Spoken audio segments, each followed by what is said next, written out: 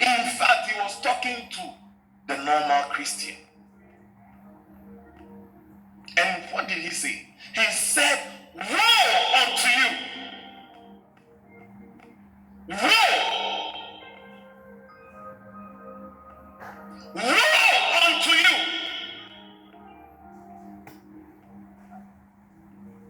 Check the definition of woe.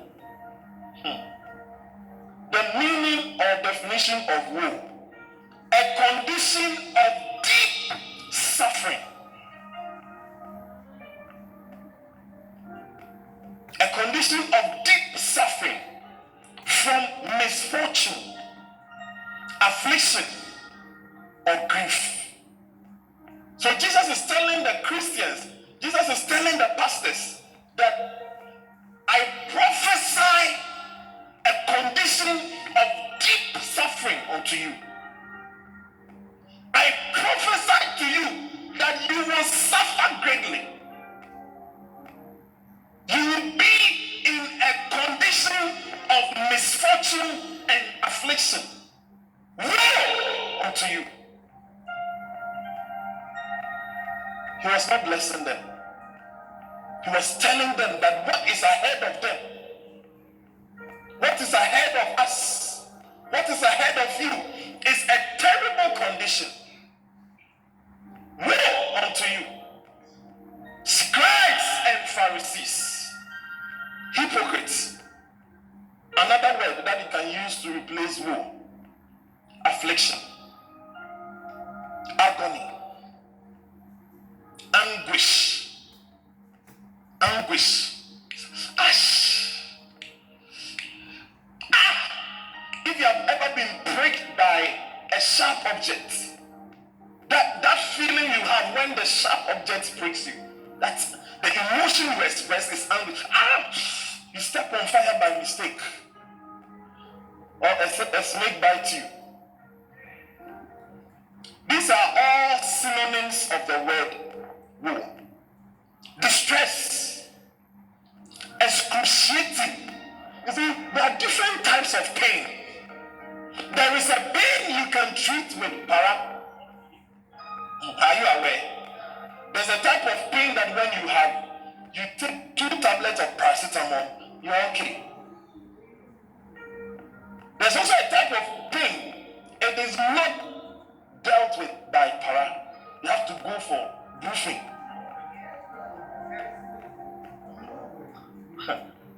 And beyond bruising, we have Panadol, we have diclofenac, and when the pain is so severe, like you've gone for an operation, one of the medications they will give you is tramadol to control the pain. Please, am I saying something wrong? Yeah. In case you are sick, call me. Apart from prayer, I also give you correct prescription. So for the same pain, there are different types of treatment. Why? Because the pain is not the same. The pain that you go through, if somebody sits on your lap, it's not the pain a woman goes through when she's giving birth. It's not the same.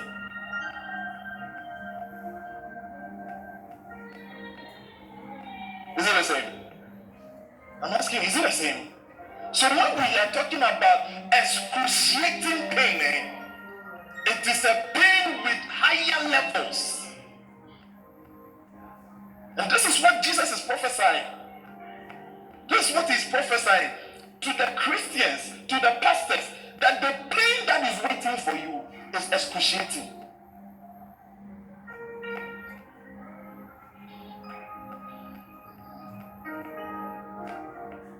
Hurt, misery, pain, rack, torment, torture, travail, tribulation. These are all synonyms. You can use all of these words to replace woe. Why is Jesus prophesying something as terrible as woe to the church? The reason is because he said, For ye are like whited sepulchres. You are like white tombs.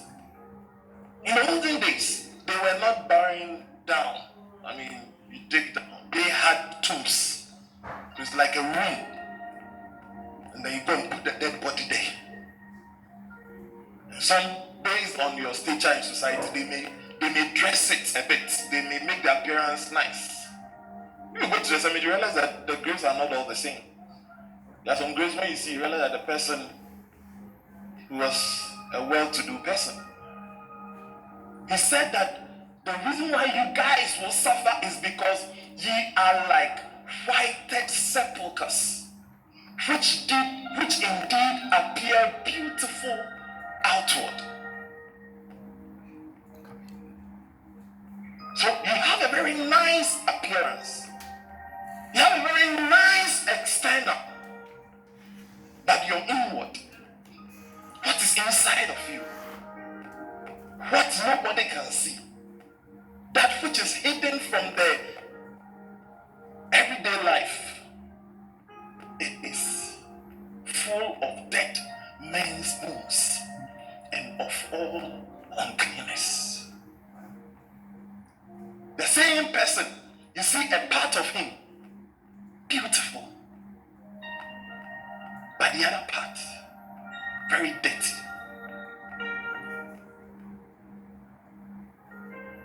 I'm talking about the danger of a dual life. Woe to you when you look so beautiful, so nice. You look like a Christian. But the inside, your way of life, when it is not church,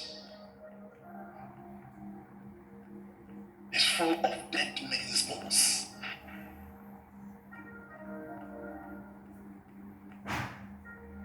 Christians, this is a warning to us. There are lots of people, they have two appearances. They have two lives. We have a life that we portray when we come to church. We put on our best and smile our best and be a nice person when we are in church. But when we leave church, when we leave the atmosphere and the presence of the church, what we portray is different.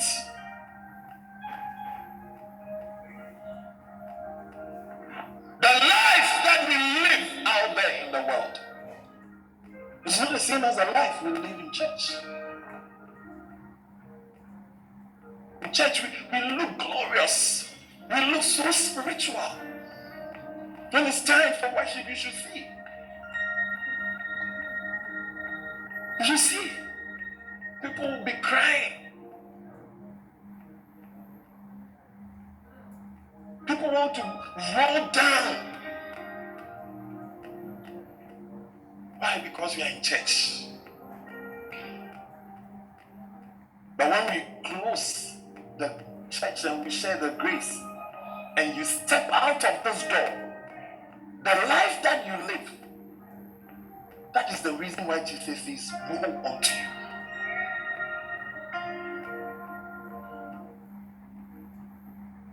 You have two lives. You have two lives.